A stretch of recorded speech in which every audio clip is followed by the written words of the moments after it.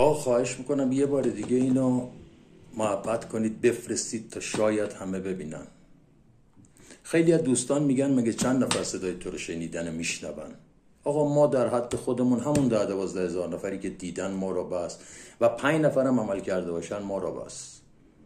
آقا این همه نیروهای امنیتی دارن التماس میکنن، میگن آقا از جاهایی که موشک پرتاب شده، از جاهایی که پدافند کار کرده و از جاهایی که تسلیحات نظامی جابجا میشه، آقا عکس و فیلم نگیرید، نفرستید، نفرستید. آقا اول جون خودتون و خانواده‌تون در خطره. این بی پدر و مادر اعتباری به حرفاش نیست. این آتش بس شاید موقت باشه. پس با جون خودتون و خانواده‌تون بازی نکنید.